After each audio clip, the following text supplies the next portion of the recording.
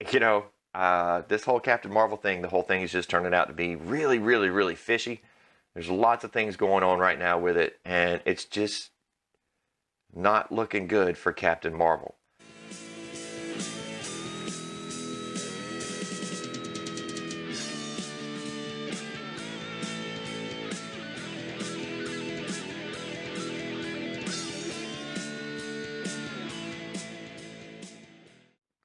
Hey everybody, it's Craig here, reviews for you.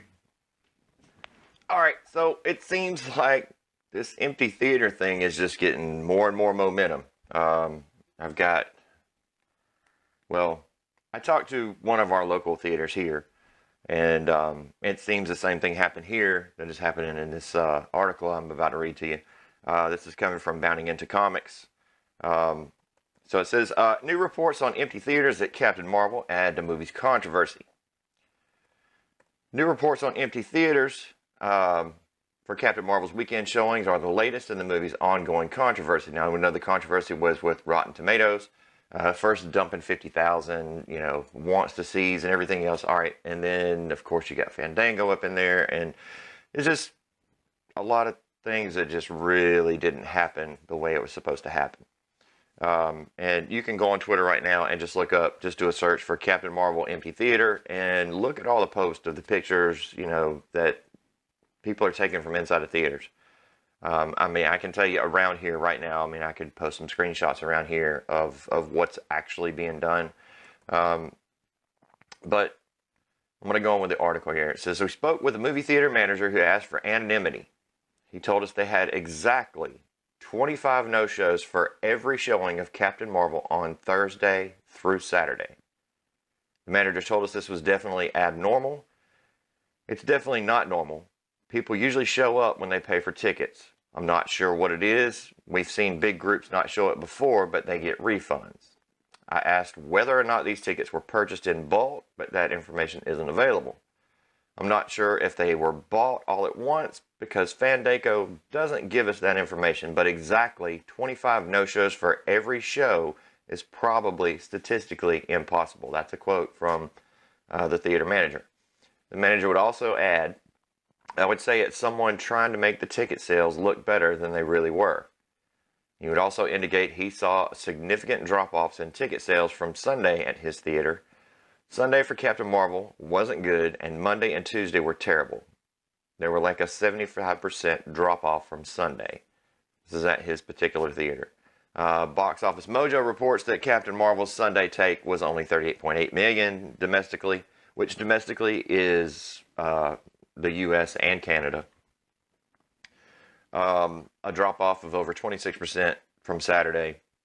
On Monday, the decline was even worse. The film dropped nearly 72%, bringing in less than $11 million, putting its total gross at over $164 million so far. And Captain Marvel has been mired in controversy. One American News Network's, called for fans to avoid seeing Captain Marvel instead seeing Alita Battle Angel, which is actually a good movie.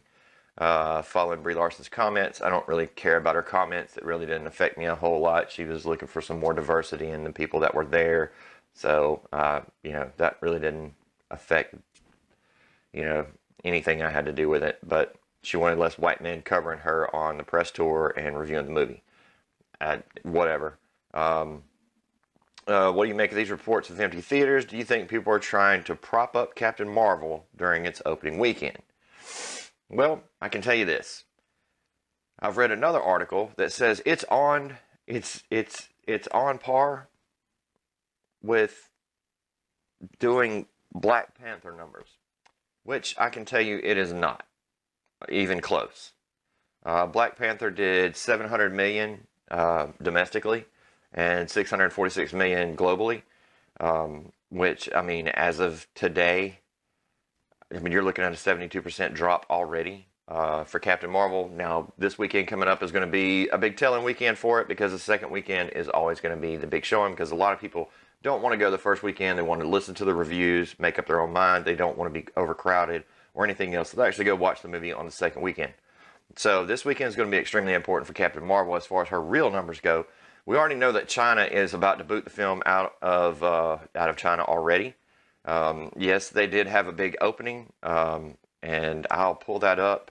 They had a big opening in China. Of course, I think it was like 88 million for the opening weekend. Since the 88 million, it has only brought in $2 million, which is an enormous drop for China. And China is a huge, huge, huge market. Okay, so as a matter of fact, of the 303 million that it's done globally, 88.5 million of it has come from China, which 88.5 million came from China. But here's the whole thing: opening weekend was 86.3 million. Since then, they've only had 1.2 million in China. That's a rather big drop off, and according to reports from China, there were people asking for their money back when they went to go see the movie. That's not good. Now, we saw that Solo got booted out of China extremely quick because China doesn't play. They don't like the SJW politics. They don't like any kind of politics inside. It's a completely different culture over there. One that I'm starting to really like a whole lot better. You know, they don't like the identity politics over there. They don't like the SJW message over there. So we saw him kick Solo out of the theaters after the first 2 weeks, and you're probably going to be looking at the same for Captain Marvel, especially if it doesn't pick up. Everything in China is about the money, and if it's not bringing it in, it's gone. They don't like the message over there, and it's going to be gone. Now, the other key thing is that you keep looking at is yes, does it have a big opening? Absolutely. It had 4,310 theaters that it opened in just here in America and Canada, which is one of the largest openings for theater-wise for any movie, which is actually less than what Black Panther had. And Black Panther, of course, did 202 million on its opening weekend versus the 153 million that Captain Marvel supposedly did. Now, my local theaters around here, as I talk to the theater that I go the majority of the time, whenever I go watch premieres or I get to go advance, so I get to go before the actual movie comes out, so I can review it, do my thing and everything else. So I talked to him today, and it seems like, from what he's telling me, there were between 20 to 50 people per showing, prepaid, that did not show up for the movie. And he said this was from Thursday, Friday, Saturday, and Sunday. So from what he told me, you are looking at thousands of tickets that were sold just in one theater here where no one showed up. Now, is that money going to come from charity and they bought tickets for people to go watch it, or is Disney paying it? And then, of course, they're going to get their opening weekend take of 50 to 60% back. So, use it for their marketing budget, make this thing look extremely big, try to push this narrative, and it's the same narrative that every one of your mainstream media is trying to push right now, and people just aren't buying it. Not only that, if it was a good movie, it'd be different. But it's not. It's really not a good movie.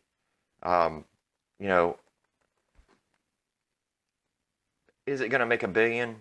Absolutely not. There's no way in hell this thing is going to make $1 billion globally. Aquaman, of course, has already passed the 1 billion, 1.3 billion mark. But actually, if you look at Aquaman, it opened bigger in China and did better in China and stayed longer in China.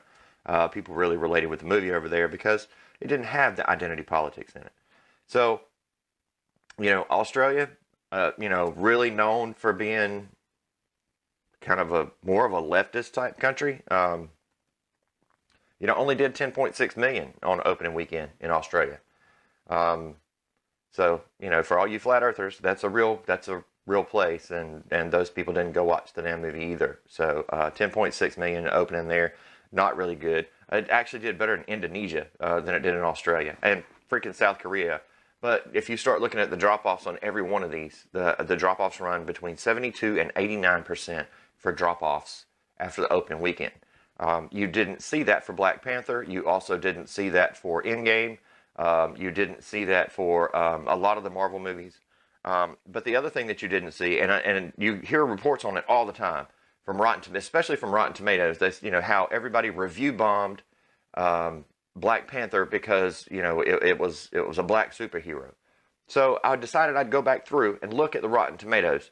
And if you go back and look at the people that wanted to see and the people that reviewed the movie after it came out, and only went through because there's so many, there's 395 pages of actual reviews. I didn't go through all the pages. I just started at the very end, which is the first reviews, and came back, went through about 10 pages of them. I didn't see any review bombing. Absolutely none. You know, I saw some people that didn't like the movie, but they actually saw the movie and didn't like the movie. I mean, you know, you can't please everybody. But the majority of them were positive, and I didn't see any review bombing like Rotten Tomatoes said is the same thing that happened for Black Panther is happening now to Captain Marvel. I went and looked at Wonder Woman, something comparable. All right, strong female lead, female director. Yes, it's part of DC's universe. It's not part of the MCU, thank God. And no review bombing because it's a female lead. Absolutely none. So no misogyny there.